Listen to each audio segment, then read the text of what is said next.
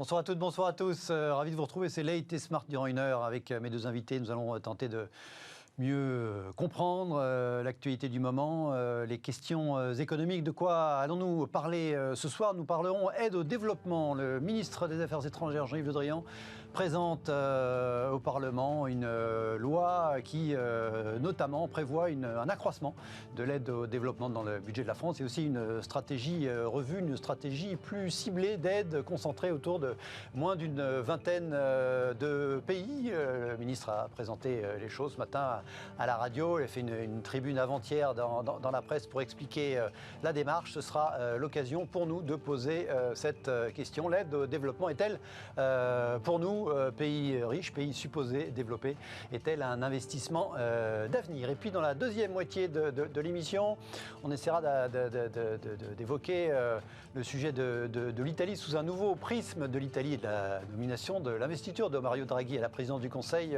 là-bas, sous le prisme de l'Union nationale. Mario Draghi, en effet, en Italie, a réussi à date quasiment une union nationale, une frange de l'extrême droite exceptée. 80% de la classe politique le soutient, c'est assez exceptionnel pour l'honnêteté. La question que je poserai à mes deux invités, ce sera: est-ce que la crise impose un peu l'union nationale? Et en creux, la manière de poser la question autrement, y aurait-il des mesures économiques qui seraient susceptibles, chez nous aussi, d'être non pas imposées, mais enfin en tout cas de recueillir une union nationale dans la classe politique autour de leur éventuelle application. Voilà, mes invités ce soir, à ma droite, Anne-Sophie Alsif, bonsoir. Bonsoir. Vous êtes chef économiste au BIP, bonsoir. Grégory Vanel, bonsoir. Bonsoir. Vous êtes docteur en économie internationale, vous êtes prof à Grenoble, école de management. Merci à tous les deux d'être à mes côtés. Tout de suite, nous allons une petite question apéritif avant de... C'est les deux débats que je viens d'évoquer. On va parler d'Air France.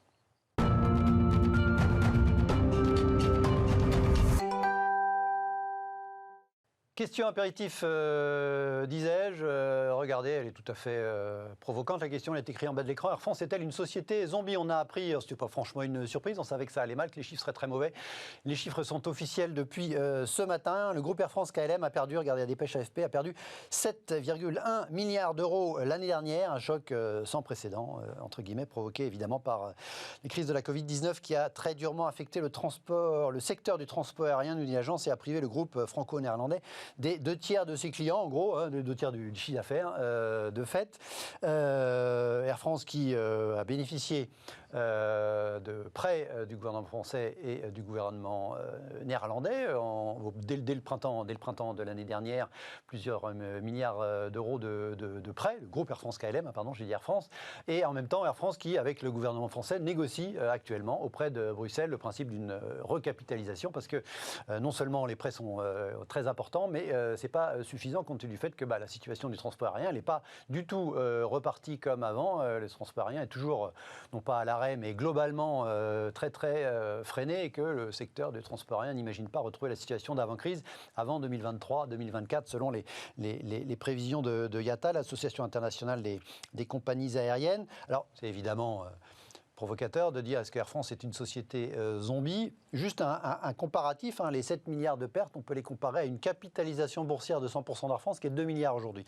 Donc effectivement, Air France a perdu presque plus de 3 fois l'an dernier, ce qui est aujourd'hui sa capitalisation boursière, et plus de la moitié par la même occasion d'ailleurs de son chiffre d'affaires. En posant la question, est-ce qu'Air France est une société zombie, c'est une manière de poser la question, est-ce qu'il faut sauver Air France? Est-ce qu'il faut continuer comme ça à déverser en tout cas, investir des milliards d'euros d'argent public dans la compagnie dite nationale? Anne-Sophie, votre sentiment? Alors oui, en effet, un pays comme la France doit avoir une compagnie nationale, comme en Allemagne, comme au Royaume-Uni. Et en effet, il y aura toujours l'État français pour faire qu'on ait notre compagnie nationale, puisque au-delà d'être un transport de passagers, c'est un symbole également d'indépendance, de souveraineté. Donc c'est vrai que c'est au-delà que juste une compagnie aérienne. Mais sur les chiffres, c'est vrai qu'il faut regarder le contexte de manière plus globale sur le secteur aérien. Que se passe-t-il? Depuis 10 ans, la croissance du secteur aérien et surtout des compagnies, c'est les compagnies low cost qui tirent cette croissance. C'est pas les compagnies comme Air France, British Airways. Compagnie historique, quoi. Voilà, exactement. Donc c'est de ces compagnies que viennent vraiment les fortes des forts développements. Et Air France, qu'est-ce qui se passe? Eh bien, c'est vraiment au niveau de ses vols régionaux et au sein de l'Europe que cette compagnie perd beaucoup de parts de marché, notamment par rapport à EasyJet, à cause d'une politique agressive sur les prix. Donc ça, c'est un premier point. Et où Air France gagne de l'argent, eh bien, c'est vraiment sur la clientèle premium et business et sur les très longs courriers. Et malheureusement, en effet, c'est vraiment ce segment de clientèle que la crise affecte particulièrement. Donc c'est ça, en fait, la difficulté. C'est aussi un positionnement sur le marché d'Air France qui fait qu'aujourd'hui, eh bien, c'est une compagnie qui est plus affectée, mais encore une fois, comme British Airways ou Lufthansa, par la crise du Covid. Et donc, il y aura un rebond, mais qui sera plus lent chez Air France que, par exemple, EasyJet ou les compagnies low cost. Ou Ryanair ou autre. Ouais. Alors, Air France a la sienne, Transavia, voilà, mais c'est pas encore pour de la taille des retour à la normale, on parle fin d'année, début année prochaine. Alors, c'est vrai qu'on est assez catastrophique, mais quand on regarde les pays comme en Chine, par exemple, où la situation sanitaire s'améliore, on voit qu'il y a eu de très forts pics et une forte reprise du régime. Donc moi, c'est vrai que je crois moyennement on ne reviendra jamais à l'économie d'avant ou au trafic d'avant. On voit que dès qu'il y a un rebond, eh bien, en tout cas sur les voyages et on va dire sur les étrangers qui reviennent dans leur pays d'origine, on retrouve ces flux assez globalement. Donc c'est ça la difficulté qui va être pour Air France, de capter ces nouveaux marchés et puis essayer aussi, parce que le trafic aérien dans ses perspectives à moyen long terme reste normalement en forte croissance. Pourquoi? À cause de la démographie. Dès que vous avez de la poursuite du développement toute une partie du monde, notamment l'Asie, évidemment. Vous allez avoir une augmentation. Donc c'est vraiment ces éléments qui montrent qu'il n'y a pas une fin du secteur ou du régime et que c'est vraiment conjoncturel et qu'il y aura une reprise. Après, comment elle sera et à qui va profiter, c'est ça qui sera vraiment intéressant de voir les prochains mois. Vous parliez du tourisme d'affaires, des classes affaires, des vols long courrier. C'est intéressant. Regardez cette comparaison. Je parlais valorisation boursière faite par un journaliste de Bloomberg. Là. Il compare avec Zoom. Alors Zoom, c'est pas une comparaison tombée de nulle part. C'est parce que d'une certaine manière, c'est l'alternative au voyage d'affaires de faire la réunion de commercial ou je ne sais quoi par Zoom. Zoom vaut 125 milliards de dollars à Wall Street, a évidemment vu son cours exploser depuis un an. Et c'est l'équivalent de combiner American Airlines, British Airways, United, Delta, Alaska Air, Hawaiian, Southwest pour les compagnies américaines, Aeromexico, JetBlue, Iberia, Lufthansa et Air France KLM. Air France KLM, ça doit être la plus petite, puisque je disais ça vaut 2 milliards. Est-ce que l'enjeu est d'abord économique, est d'abord symbolique, est d'abord politique, qui relève de la souveraineté de sauver Air France, selon vous, Grégory Vanel, compte tenu des montants qu'on évoque? Déjà, très bonne comparaison, parce que ce sont deux industriels de réseau qui sont comparés. C'est les mêmes industries, c'est des industries de coût fixe, où en fait, dès qu'on a dépensé l'essentiel de nos coûts. Une fois qu'on a des avions, une fois qu'on a nos lignes aériennes, qu'on a notre système d'informatique. Il y a un peu le kérosène quand même, mais pour le transport aérien. Et ce qui est très intéressant, moi, il me semble, c'est l'aspect stratégique. Où je reviens souvent à cette question, quelle est la stratégie des États européens face justement d'une part au développement, au déploiement en Asie du transport aérien, parce que le marché mondial il est en Asie, d'une part, et d'autre part face à la concurrence extrêmement forte. Pour aller de Pékin à Shanghai, les Chinois n'ont pas raison de prendre Air France demain, quoi. C'est effectivement. Et d'autant que la maintenance des avions d'Air France se fait aussi en Chine. Donc il y a aussi ça. Et le deuxième élément qui est important, c'est l'élément stratégique d'Air France. Pourquoi s'être focalisé autant sur le voyage d'affaires quand les compagnies aujourd'hui aériennes les plus rentables sont celles qui se sont focalisées précisément sur le tourisme et sur le moyen courrier. Ryanair n'a pas hésité. Leur base de coût fixe Air France, là où ils gagnaient le plus d'argent, c'était quand même dans les longs courriers de voyage d'affaires. Pendant la crise Covid, a acheté des avions. Des avions qui coûtent moins cher à l'entretien, qui coûtent moins cher à l'usage. Et donc, en plus, après la crise Covid, Air France aura encore ses vieux avions, quand Ryanair aura de nouveaux avions plus efficaces. Donc, c'est, à mon avis, beaucoup plus structurel. Et pour reprendre l'image du zombie, moi je pense qu'Air France est en coma artificiel en fait. On le maintient en coma artificiel. Mais comparons-nous. Allons au Canada, allons demander à Air Canada, à Air Transat, comment ça se passe. En fait, eux, ils sont en coma total, en mort cérébrale. Le patron d'Air France, il connaît Air Canada parce que c'est l'ancien patron d'Air Canada. L'État n'aide absolument pas la compagnie aérienne. Donc, d'une certaine manière, on peut se dire qu'il y a une petite garantie implicite. Pourquoi ? Parce qu'Air France est un gros client quand même d'Airbus, il ne faut pas se le cacher. Juste à titre d'exemple, 1 euro de valeur ajoutée pour Airbus, en France, génère 6 euros de valeur ajoutée au total. Donc là, c'est stratégique. Et évidemment, la France, l'Europe ne va pas lâcher Airbus comme ça. Donc les clients d'Airbus, ils sont stratégiques.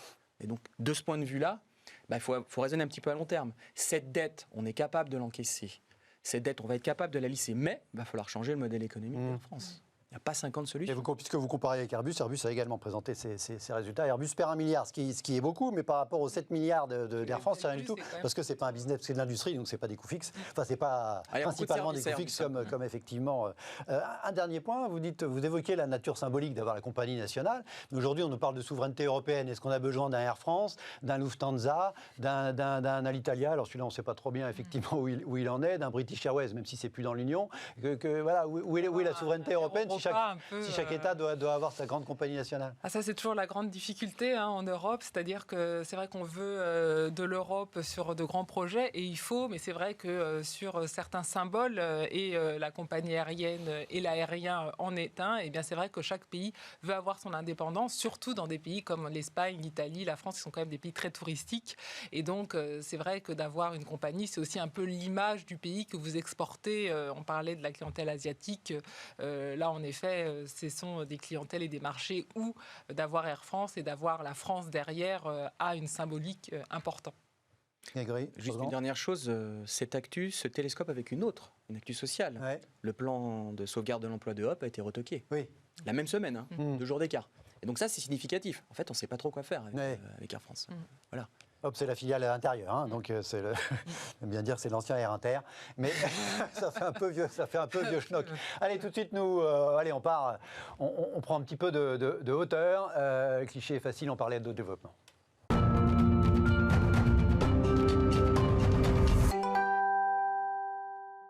Alors qu'il va présenter un projet de loi sur le sujet, le ministre des Affaires étrangères et de l'Europe, Jean-Yves Le Drian, était à la radio ce matin sur France Inter pour présenter ce texte et en creux, effectivement, présenter la stratégie, présentée comme la nouvelle stratégie du gouvernement français en matière d'aide au développement, avec un accroissement budgétaire qui passerait en quelques années de 10 à 15 milliards, 0,55% du PIB du pays, un total de 15 milliards. Et puis le ministre qui précise, nous décidons de faire porter les efforts sur les pays les plus en difficulté, les 18 pays d'Afrique les moins développés, donc essentiellement autour du Sahel, plus Haïti. Avant, on saupoudrait.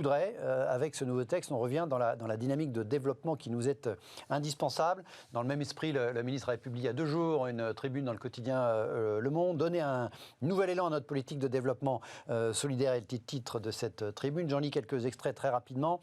Il évoque un monde hanté par la tentation du chacun pour soi.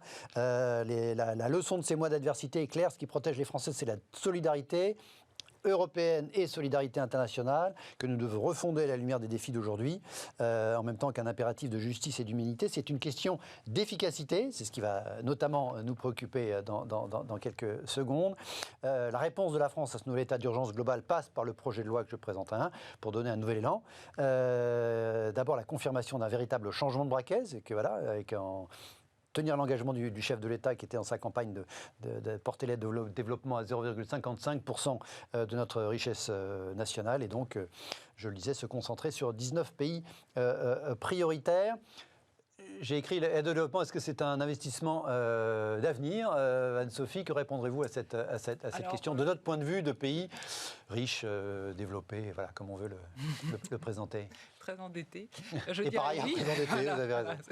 Je dirais oui, sans problème, puisque aujourd'hui, on le voit, les risques exogènes sont énormes et sont de plus en plus importants. Donc, bien sûr, on pense aux risques climatiques, à la question du vieillissement de la population et de la démographie, qui va bien sûr se poser, aux problèmes de terrorisme. Donc, si on a encore cette vision de croire qu'on peut avoir une vision de politique économique uniquement nationale et ne pas se préoccuper de ce qui se passe dans le monde entier, c'est juste faux.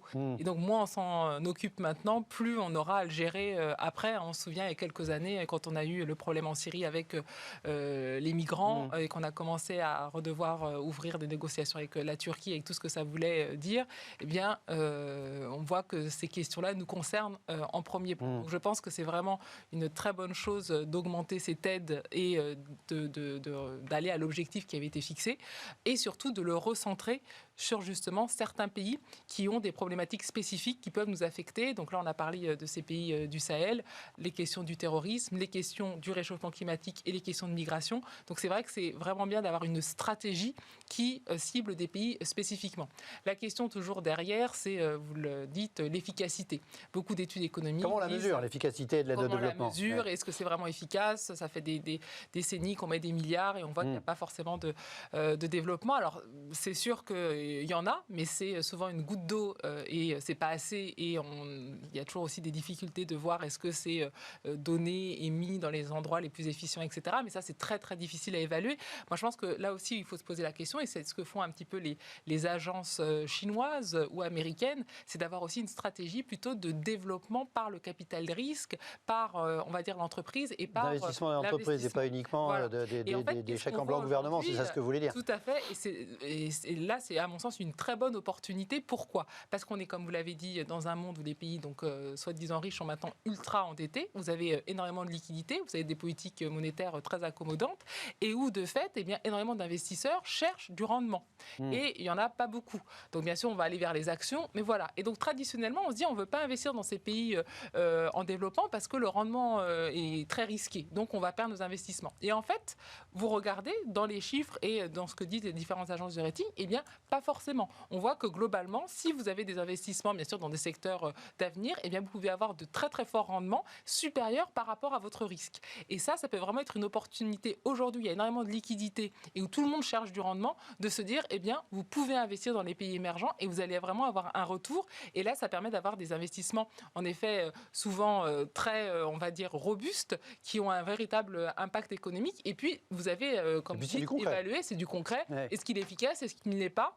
Et là, il y aura une question au sein de l'Europe d'avoir une véritable agence européenne de développement avec des projets, là aussi, qui ne soient pas que français, qui traditionnellement, en effet, l'agence française de développement qui est très ancrée dans certaines zones, mais de là aussi avoir une vision assez commune et de dire, voilà, où on situe l'aide publique et où est-ce qu'on fait du capital risque et de l'investissement. Et si on avait ces deux braquets, par rapport à ces problématiques, en effet, de réchauffement climatique, de terrorisme et d'immigration, vous pourriez vraiment avoir une politique européenne très consolidée et très efficace et surtout ciblée, et donc plus efficace qu'on souhaite bien sûr qu'elle soit. Sur les raisons du timing, accélérer l'aide au développement, Grégory, vous partagez l'analyse je suis un peu ambivalent sur cette question, parce que d'un côté, moi je me réjouis quand même qu'on reparle à nouveau des pays du Sud, des pays en voie de développement, qui subissent vraiment, pour le coup, de plein fouet depuis une trentaine d'années la situation économique mondiale, plus la question démographique. On parle quand même, là dans le cas du recentrage, on parle quand même d'un continent qui est assez particulier, qui n'a pas encore fini sa transition démographique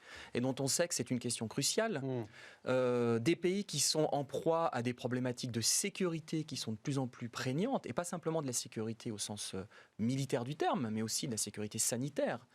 Il y a encore une résurgence aujourd'hui, là, en ce moment, d'Ebola. Absolument. Et donc ça nécessite par exemple tout cela, des systèmes de santé performants, ça nécessite une organisation de la vie économique, de la vie sociale, de la vie politique qui soit minimalement stabilisée. Bon. Donc d'une certaine manière, c'est quand même un élément intéressant. Et deuxième élément qui est intéressant, c'est qu'il y a une augmentation de l'effort. Mais le problème, c'est qu'il y a une contrepartie. La première question à se poser, c'est que la France, depuis qu'elle a signé les objectifs du millénaire pour le développement, où elle s'était engagée avec plein de pays à mettre sur la table 0,7% de son PIB par an à l'aide publique au développement, elle n'y est jamais parvenue. Il n'y a que 3 pays au monde qui le font aujourd'hui, un des pays du nord de l'Europe, et le Luxembourg. Bon. La deuxième question que je me pose, c'est 0,5% du PIB, mais de quelle année? Parce que je vous rappelle qu'on a perdu 10% cette année. C'est juste 8,3. Bon, on en reparlera dans quelques années. 2022, c'est l'objectif quinquennat, donc c'est 2022. Bon, tout ça pour dire que là, c'est vraiment trop peu. 0,55% en 2022. C'est vraiment trop peu. Troisième élément, dites-moi, les pays en question ne sont-ils pas endettés depuis très longtemps? N'ont-ils pas déjà remboursé leur dette publique?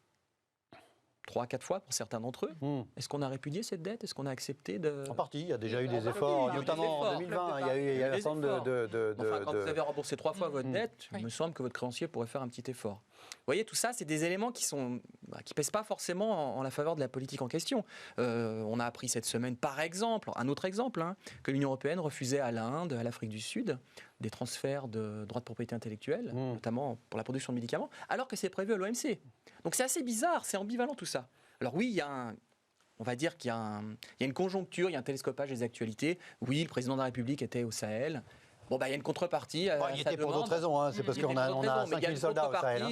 Il demande à ce qu'il y ait une résolution, entre guillemets, politique des problèmes que la France a en partie générés. Je vous rappelle que Kadhafi et les armes qui proviennent de la Libye, elles sont aujourd'hui utilisées par les groupuscules islamistes qui font joujou avec tout ça dans le Sahel. Bon. Oui, c'est vrai. C'était pas un continent flamboyant avant la chute de Kadhafi non plus. On n'est pas responsable au sens... Voilà, hein. Mais on a une... Voilà. Bon. Et la question que moi je me pose, c'est faudrait-il que l'aide au développement soit rentable ? C'est ça l'idée ? C'est pas sa finalité, normalement. C'est ça l'idée ? Non, on n'a pas dit rentable, on dit efficace. Efficace, mais efficace pour qui alors ? Pour les pays en question. Ah, parce que j'avais cru comprendre que la logique du ministre, c'était plutôt de dire qu'elle soit efficace pour la France, dans une logique, disons, de maintien, voire ça peut être efficace pour tout le monde, compte tenu des enjeux de sécurité, Alors, si c'est ça l'enjeu, il faut faire du prêt, parce que c'est la dette qui tient les pays d'Afrique de l'Est en particulier. C'est la dette chinoise, hein. C'est les Chinois qui aujourd'hui investissent massivement au Kenya, ils investissent dans le Moyen-Orient. C'est ça qui tient politiquement les pays en question. Donc si l'objectif c'est d'avoir justement, le ministre, il a dit, on lui pose la question, il dit je veux pas faire comme les Chinois, d'abord parce que c'est les Chinois, et puis il dit il prête de l'argent, ce qu'on a fait pendant un temps, mais il dit il prête de l'argent, donc ça leste effectivement le budget de ces pays. Il dit nous on fait des dons, hein. Il a insisté là-dessus. Effectivement, c'est pas des prêts dans le changement un peu de stratégie, c'est donner de l'argent. Alors après c'est pour ça que donner de l'argent, c'est mieux de regarder un petit peu comment il est utilisé et investi. C'est légitime du point de vue quand on regarde ce qui s'est passé depuis les programmes d'ajustement structurel des années 80-90, on a forcé ces pays à délester leur État, à déconstruire toute une série de dispositifs qui étaient là pour aider le développement des pays. Je vous rappelle que les pays qui se sont le plus développés, ce sont des pays qui ont des États entrepreneuriaux en Asie de l'Est, des États puissants, des États qui prélèvent de l'impôt, des États qui investissent massivement, évidemment dans l'éducation, dans des infrastructures, dans la sécurité. Tout ça, dans les 18 pays en question, là, ou 19 pays, on l'a plus. Et donc je me pose des questions. On l'a plus, est-ce qu'on l'a jamais eu ? Enfin, là-dessus, en tout cas, c'est moins facile quand vous grevez votre budget pour rembourser une dette et quand vous cherchez par cette politique, alors clairement néolibérale, à limiter l'ampleur de l'endettement public. Parce que la dette publique de ces pays-là, c'est aussi un investissement. Si elle est bien utilisée, c'est le problème de la dette, c'est que la dette peut se transformer en investissement, mais pas forcément. Absolument. Donc là, il y a une petite contradiction. Si on s'en tient uniquement à l'annonce de l'augmentation de l'aide publique au développement, en fait, on ne s'intéresse qu'à un tout petit morceau du problème. Et donc, il faudrait peut-être encore parce que c'est le point d'entrée du débat. Il faudrait peut-être un petit peu élargir et se poser des questions sur qu'est-ce qu'on souhaite pour ces pays-là et qu'est-ce qu'ils souhaitent eux-mêmes.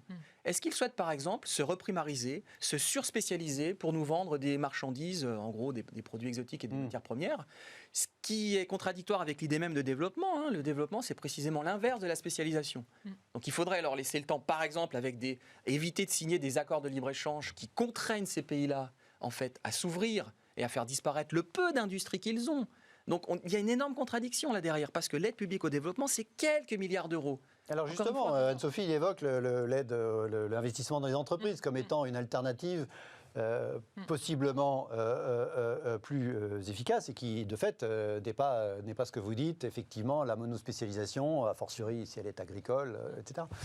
Du coup, que vont faire les capitaux risqueurs ? On a des exemples de pays, au Sahel assez peu, mais on a des exemples en Afrique de l'Est, des pays qui s'en sont quand même beaucoup mieux sortis que d'autres, non ? Mettons qu'on organise un système de financement privé ou semi-privé. Ils vont investir où, ces investisseurs ? Ils vont investir là où c'est rentable encore, c'est-à-dire dans le secteur primaire. Donc on ne réglera pas le problème. Pas forcément. Regardez les télécoms, il y a des Air France, Orange, marche très bien. C'est un cas particulier en Afrique. Non, justement, là où il y a de la valeur ajoutée. Et en plus, si vous avez des systèmes, par exemple, des agences, au lieu de faire ou de l'aide ou des prêts, mais par exemple de faire des garanties, là on a vu que ça marchait bien dans nos pays, eh bien c'est très différent. C'est-à-dire que vous savez que vous avez une garantie, vous pouvez attirer les investisseurs privés, et là, vous pouvez vraiment avoir des financements tout à fait soutenables. On le voit en Afrique, vous l'avez dit dans les télécoms, mais il y a aussi des énergies renouvelables, on l'a vu au Maroc. Enfin, il y a énormément de secteurs d'avenir, les médicaments, la santé, où il y a vraiment quand même des exemples à suivre. Effectivement, globalement, Ce qui sous-tend de ça, c'est de se dire normalement les pays émergents sont plus risqués. Donc du coup, comme c'est plus risqué, ma prime de risque est grande. Donc attention, je n'y vais pas, je reste dans les pays développés. Là, on voit que cette crise-là change la donne. Et je suis entièrement d'accord avec vous. Le risque est à peu près identique. Par contre, votre rendement est beaucoup plus important. Et dans une période où on cherche du rendement et il n'y en a pas du tout, et ben c'est vrai que ça pourrait attirer énormément d'investisseurs. Sur cet aspect strictement financier, vous avez entièrement raison. Je préfère que ceux qui ont de l'épargne investissent dans le développement des pays du Sud plutôt que dans le Bitcoin. On s'entend là-dessus. Pourtant, ils investissent dans le Bitcoin. C'est un autre problème.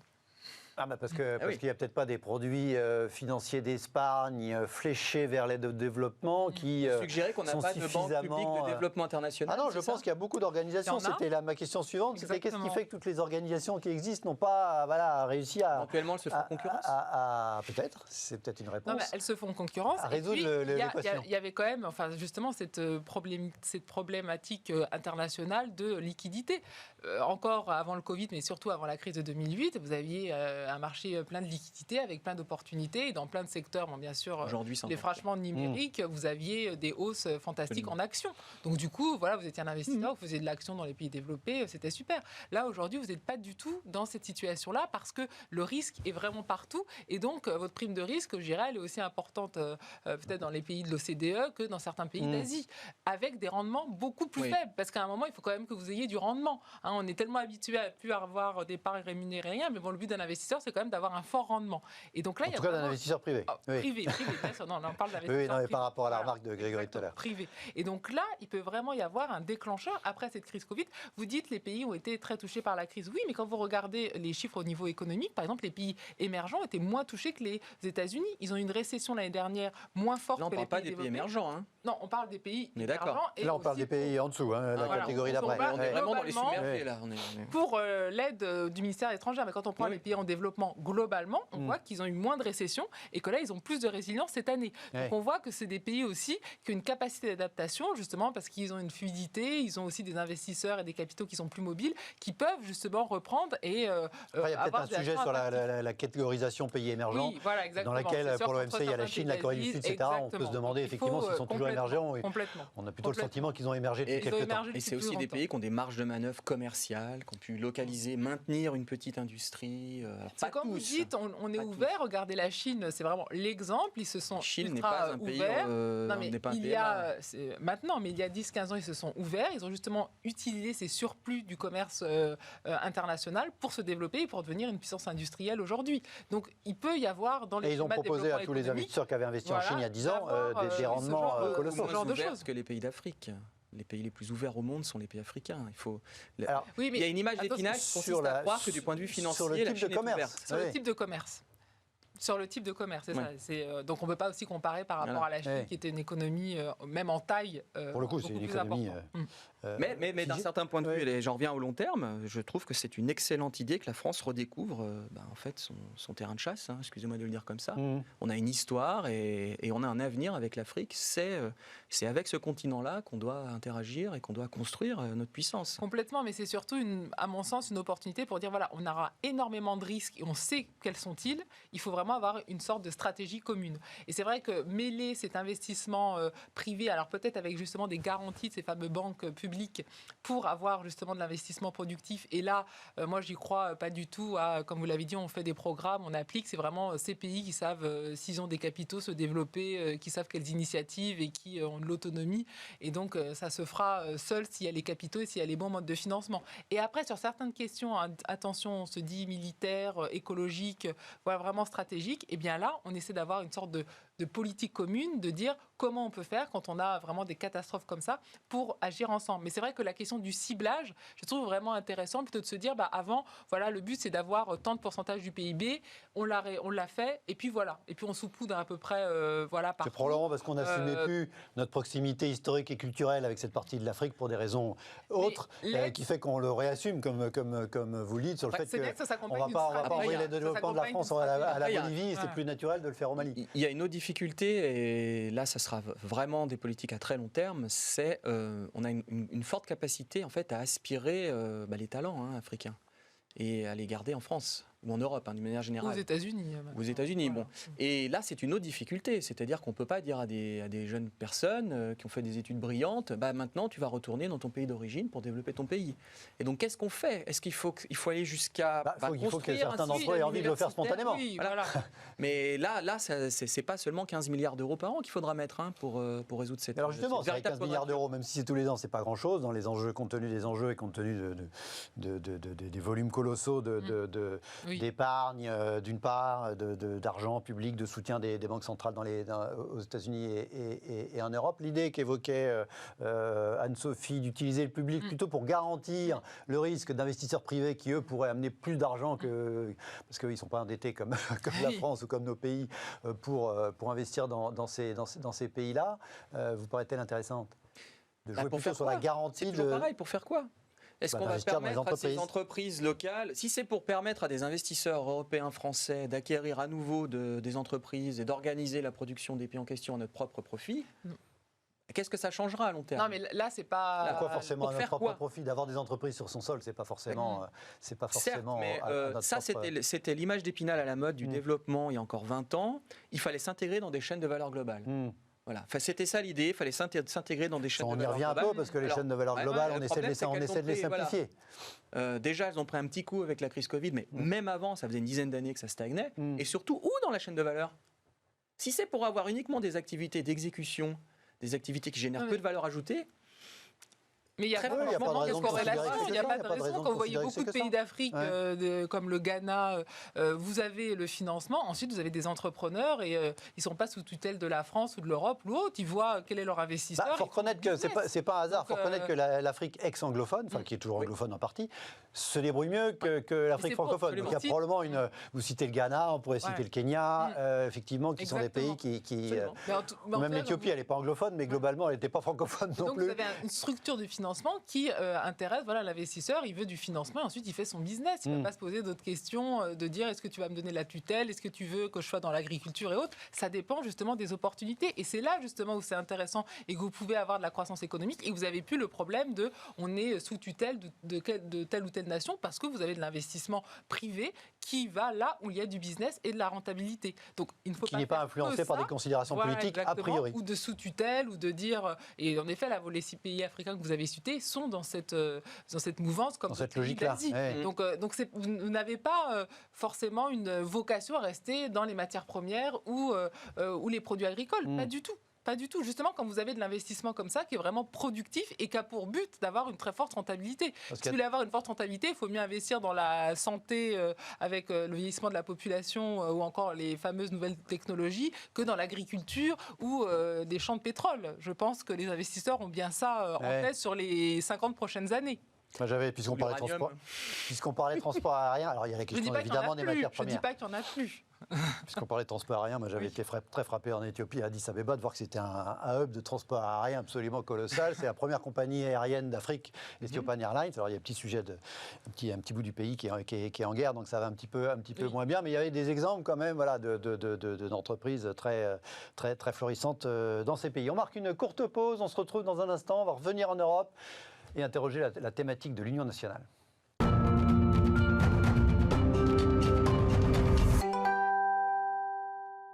On se retrouve dans Late Smart, deuxième partie de l'émission. Nous allons parler d'Union nationale. Appelé ce débat, la crise appelle-t-elle l'Union nationale comme en Italie. En Italie, le nouveau président du Conseil, Mario Draghi, 73 ans, ancien président, vous le savez, de la Banque Centrale Européenne pendant 8 ans, a été investi hier en Italie au Sénat, à Rome, par la quasi-totalité de la classe politique italienne. C'est relativement exceptionnel, c'est tout à fait exceptionnel même, à part Fratelli d'Italia, qui est le parti le plus à l'extrême droite. L'ensemble de la classe politique italienne a voté le soutien à ce nouveau gouvernement Draghi, alors que la Chambre est la même que lors des 2 précédents gouvernements. Mais ça, c'est encore un autre sujet. Est-ce que l'Union nationale est imposée en Italie par la crise? Comment se fait-il que un profil technique comme ça d'ancien banquier central réussisse cette... alors, ça ne durera peut-être pas, hein, ça c'est encore à voir, mais en attendant, on réussisse à recueillir comme ça sur son nom une très grande majorité des suffrages suffrage des parlementaires. Et au-delà de ça, est-ce qu'il y aurait des mesures, compte tenu de cette crise quand même sans précédent que nous vivons, qui mériteraient, y compris chez nous, d'arriver à une sorte d'union nationale? Voilà un petit peu les sujets que j'aimerais qu'on aborde rapidement ensemble. Est-ce que cet exemple italien vous inspire, vous semble inspirant, Grégory, de voir en période spécifique un homme politique comme ça recueillir les suffrages de la quasi-totalité de la classe politique de son pays? J'ai envie de vous dire, de quelle union nationale parlez-vous? De l'union du capital financier italien? C'est celle-ci dont vous parlez? Non, moi je parle d'un soutien politique qui va des 5 étoiles à la Ligue, en passant par Forza Italia, la droite, le Parti démocrate. Vous avez regardé la composition du gouvernement?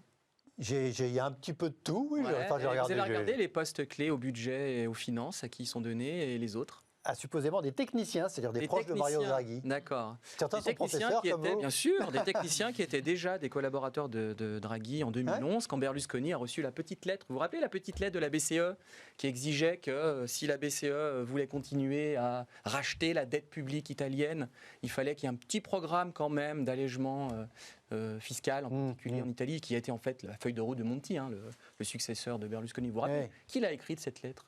Le ministre des Finances qui a été nommé par Mario Draghi. Et donc il y a une logique qui est derrière, c'est une logique de compression des dépenses publiques italiennes, parce que l'Italie est malade d'un problème qui est très particulier.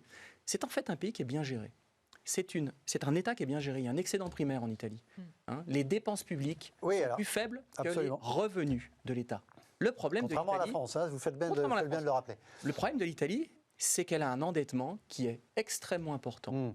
C'est qu'elle a un endettement qui est internationalisé et qu'en fait, le spread, la différence entre les taux d'intérêt allemands long terme et les taux d'intérêt italiens, va avoir un impact important sur la charge de la dette, qui fait que régulièrement, et même depuis une quarantaine d'années, l'Italie a un déficit public. Mais il est uniquement lié à quoi? À la variation du taux d'intérêt. Et donc, l'excédent primaire, il n'est pas depuis toujours. Il est récent, l'excédent primaire. Il est quand même là en fonction du cycle. Le nôtre, on le cherche. Oui, non, mais il a été obtenu par les mesures précisément depuis la crise dernière. La difficulté, elle est là. C'est-à-dire que le gouvernement italien doit se dire, et la classe politique en tant que telle doit se dire, là, on a un mur en face de nous.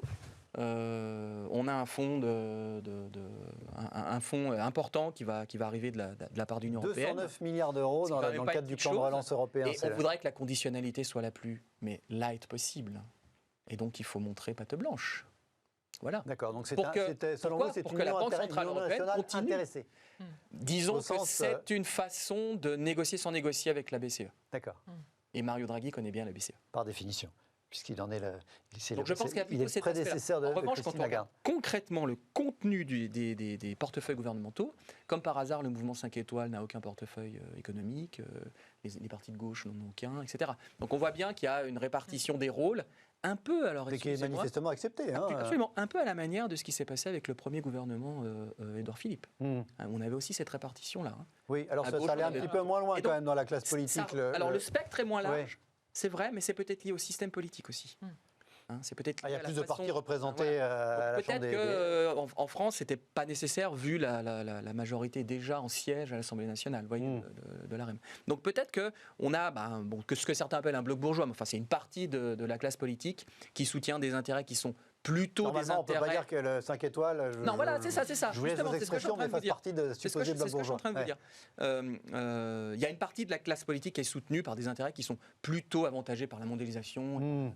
Voilà.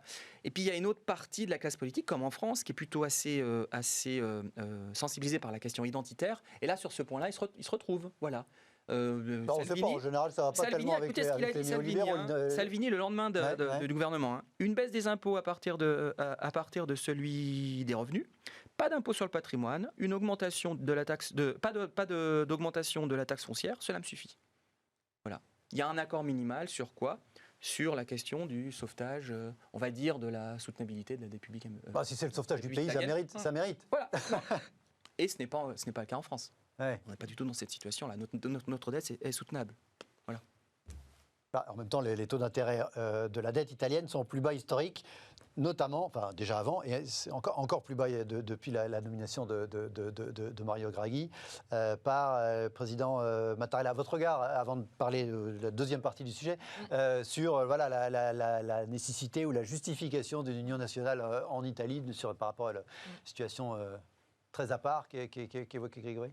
Alors déjà, en effet, le système politique est très différent. On est dans un système avec un Premier ministre et donc un système de partis, d'alliance de partis qui est une puissance. Oui, le principe de coalition est au cœur du fonctionnement habituel des institutions italiennes. Avec un Premier ministre, donc c'est pas du tout le même système. Et vous l'avez dit, c'est un système aussi où des fois les ministres durent très peu de temps, ou en tout cas les gouvernements peuvent être renversés d'une manière plus fréquente. Donc c'est vrai que dans ce contexte-là, c'est aussi plus facile de parler d'union nationale pour un point. Par rapport à ce que vous avez dit, c'est sûr que c'est la question aussi et la personne de Mario Draghi. Comme vous l'avez dit, il y a des vrais problèmes structurels de l'économie italienne. Vous avez parlé de la bonne gestion des finances publiques. C'est vrai, ils étaient en excédent primaire, en tout cas avant la crise et depuis la crise même des dettes souveraines. Il y a vraiment une bonne gestion. Le problème, c'est qu'ils n'ont pas du tout de croissance potentielle. Ils ont un problème de compétitivité. Ils n'ont pas un gros problème de compétitivité. Je rappelle, c'est quand même la deuxième puissance industrielle en Europe, après l'Allemagne, mais devant la France. Mais ils ont un système, on va dire, industriel d'entreprise qu'on appelle de taille intermédiaire, on aime bien dire en France, et très, on va dire, assez fermé et très familial. Et donc, au nord du pays. Au nord du pays. Et donc, c'est vrai que ça peut être et assez spécialisé dans certains secteurs. En effet, on parle de l'automobile, du luxe, certains secteurs très précis comme cela, avec donc un capitaliste qui a du mal à se réinventer, à faire face à la mondialisation et à la nouvelle compétitivité, alors surtout au niveau des concurrents chinois. Et donc, même si ça reste une puissance industrielle en Europe, ils ont des forts problèmes de compétitivité. Ils ont le problème du vieillissement de la population. Je rappelle que c'est aussi dramatique qu'en Allemagne. Donc là aussi, sur les prochaines années, ça va être un énorme problème et ça a un véritable impact sur les gains de productivité et sur la croissance potentielle.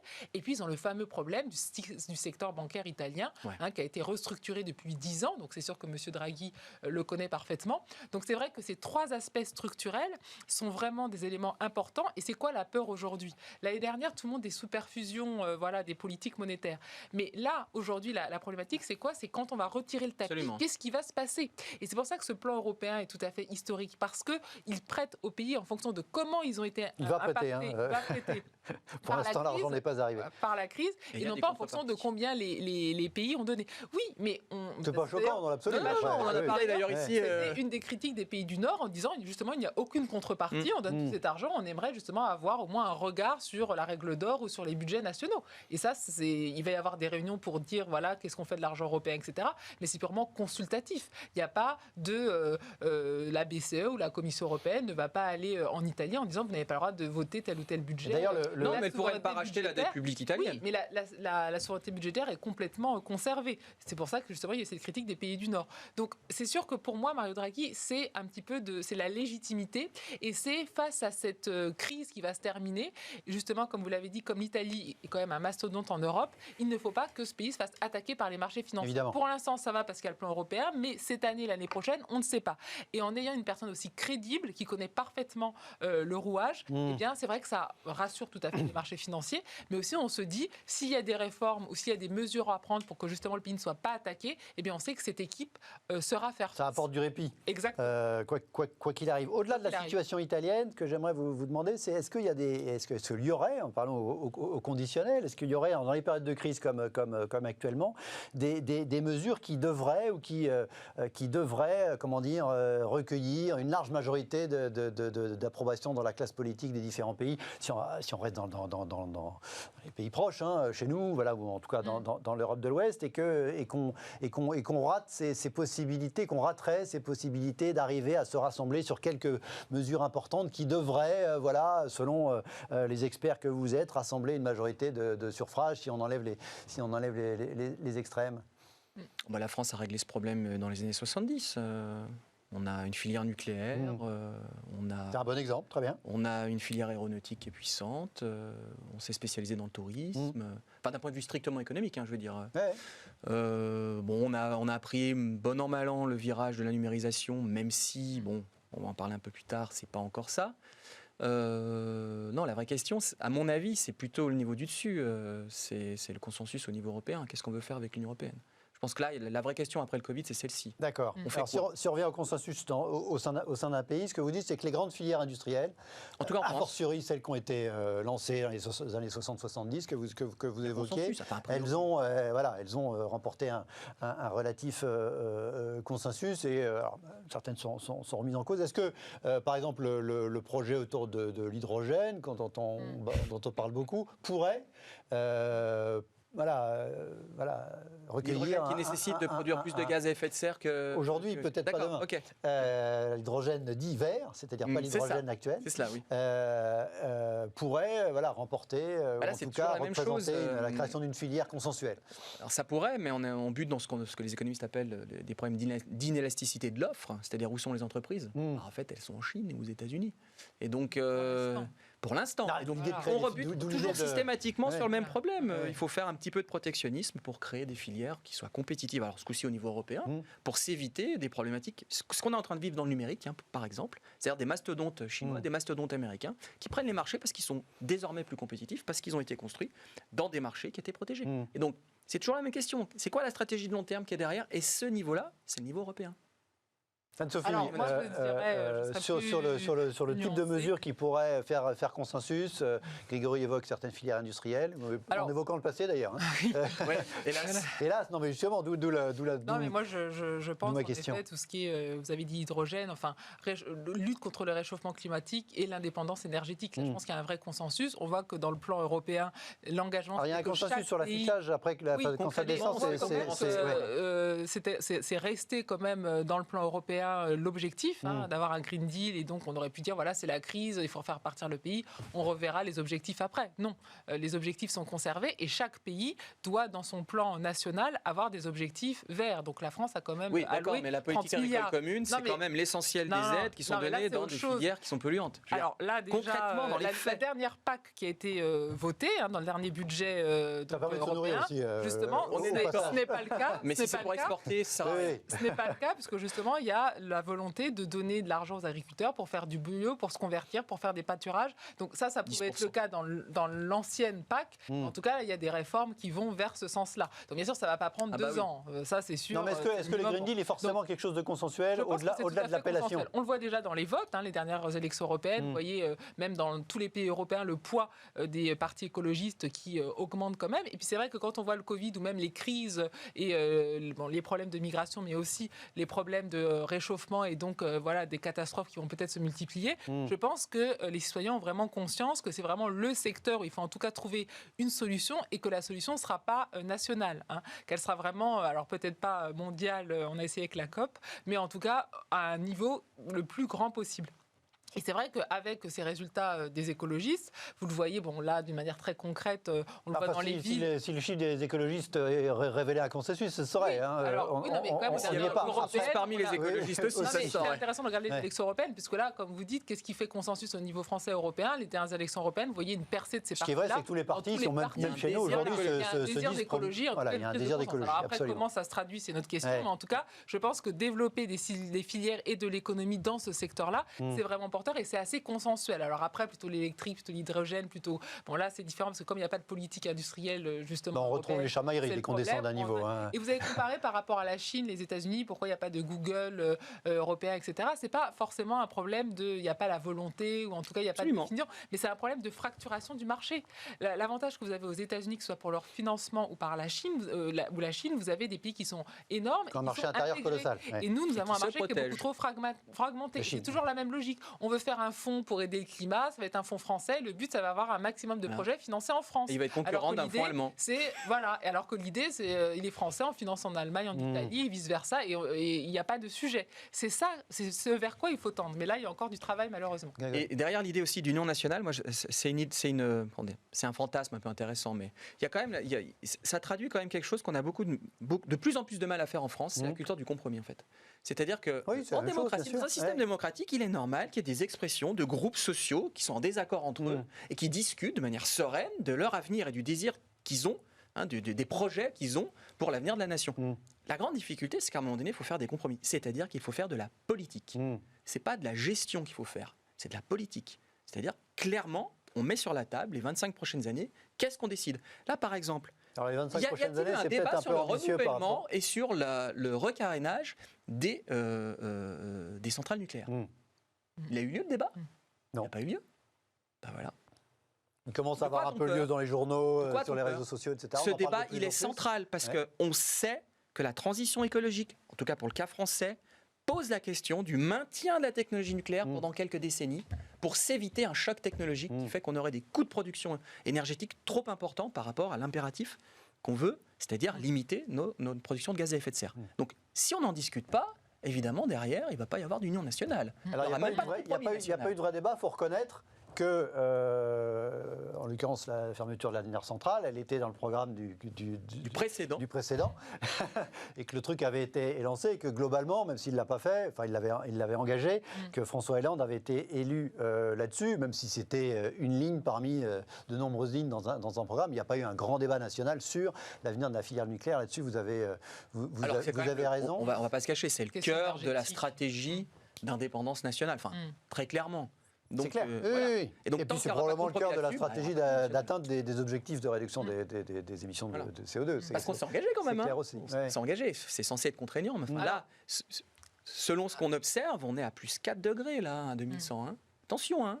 C'est pas des petits tsunamis ou des petites. À plus 4 degrés, oui, c'est la ça fourchette commence haute. à être C'est la sérieux fourchette là. haute à 80 ans. Donc là, on rentre quand même dans Pour l'incertitude. nuancer par rapport à ça, c'est ça aussi la grande difficulté, c'est que bien évidemment il y a ce débat, il devrait y avoir ce débat sur le nucléaire, mais on n'a pas aujourd'hui beaucoup d'alternatives encore à l'échelle française, européen, de dire voilà on peut se passer totalement de cette énergie et donc Justement, faire du raison de renouvelable. plus pour... Donc justement il faut en parler. Ce serait bien d'en parler et quand même. c'est la difficulté de dire bon voilà alors le but c'est qu'on reste comme ça en attendant. Non, mais c'est vrai que d'aller vers la autre ministre a chose. dit 50-50, parce que Voilà. François Hollande avait dit 50-50. L'autre 50, c'est Il faut quoi dire L'autre 50-50. 50, c'est quoi Est-ce que c'est l'électrique Est-ce que c'est l'hydrogène Quel partenariat fait justement avec les autres Et là, il y a un vrai Est-ce que c'est la débat France à seule avoir. Est-ce que c'est la France seule La fameuse question des batteries. Ah oui. Là, on veut commencer à en produire en Europe, c'est parfait, mais là, c'est une vraie question. Parce Alors, on que discute beaucoup entre la France et l'Allemagne. c'est la France et l'Allemagne. Voilà, ça, Donc voilà, sur la c'est juste, batterie. Parce que le parc c'est juste nucléaire nos français pays. pourrait servir de backup à tous les autres aussi. Hein.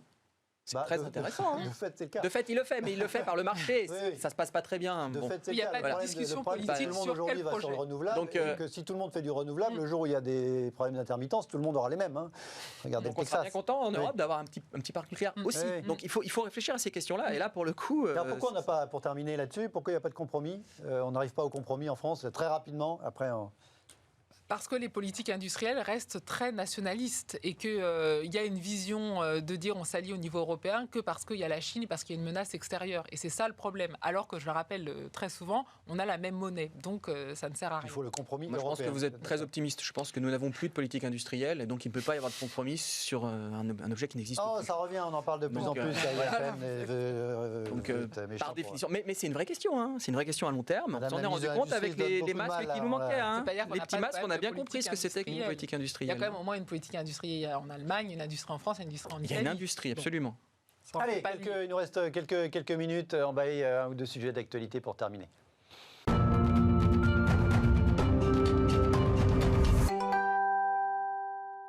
Si vous êtes des fidèles de l'émission, vous savez qu'on parle souvent crypto-monnaie et bitcoin, ça fait partie des fantasmes du moment. Regardez cette dépêche. Bloomberg, Christie's va accepter les crypto-monnaies en forme de paiement pour une vente un peu spéciale d'un artiste spécialisé dans les œuvres numériques qui s'appelle Beeple. Et Bloomberg nous dit que c'est une première pour la maison d'enchères. Est-ce que les entreprises, ce sera ma question, sont en train, alors que les États et les banques centrales sont très contre, est-ce que les entreprises, PayPal et Mastercard qui acceptent, Tesla qui dit qu'ils vont accepter le Bitcoin pour payer sa voiture, là Christie's qui va faire des ventes aux enchères où on pourra payer en Bitcoin, est-ce que les entreprises sont en train de faire en sorte qu'il y a une acceptation grandissante de ces crypto-monnaies et du Bitcoin en particulier, Anne-Sophie? Alors, je ne dirais pas une acceptation, en tout cas au niveau reconnu international, avec toutes les fonctions classiques de la monnaie, mais c'est sûr que, surtout dans le numérique, il y a cette question de dire qu'est-ce qu'on en fait, est-ce qu'on les accepte ou pas. Tant qu'il n'y aura pas vraiment une reconnaissance par les banques centrales, parce que je rappelle que c'est elles qui ont le monopole de création de monnaie, Oui. que la monnaie a des fonctions bien précises, on ne pourra pas, à mon sens, parler de Et poursuivre la vague crypto-monnaies ou la mode, pour, je ne sais voilà. pas, les entreprises de Mais, plus en plus, voilà. C'est vrai que c'est un vrai sujet, que ce soit, toutes les banques centrales y réfléchissent, de dire, mais qu'est-ce qu'on fait? Parce que c'est de la création monétaire, donc c'est de la masse monétaire qui peut être injectée. Qu'est-ce qu'on fait et quel impact, ça a sur l'économie? Donc, je dirais que ça peut être un moment d'accélération et que, en tout cas, ça invite les banques centrales à se pencher très, très sérieusement sur la question. Tant qu'il Ce y a qu'elles pas font, de elles disent reconnaissance tous qu'elles vont créer leur propre e-devise, mais là, on parle de devises qui ne dépendent pas de banque centrale. Tout à fait. Mais en tout cas, ça crée l'incitation et ça met en effet la question vraiment sur le devant de la scène et ça invite vraiment les banques centrales à trouver, pas une solution, mais en tout cas, au moins à traiter le sujet. C'est spectaculaire, Grégory, quand même, comment certaines entreprises vont à l'encontre des mots d'ordre BCE et État, qui disent tous oulala. Mais les capitalistes ont la maîtrise de leur destin dans ce système. Ils ont le droit de choisir. Ah, mais qu'ils aient le droit, c'est intéressant. Jusqu'à preuve du contraire. Bon, non, plus sérieusement, d'abord, on va arrêter de parler de crypto-monnaie, on va parler de crypto-devises, cryptocurrencies. Ce n'est pas de la monnaie, il n'y a pas de dette, il n'y a pas de relation de crédit. C'est un actif financier qui est utilisé comme moyen de paiement. En 1646, c'était le bulbe de tulipe. Bon.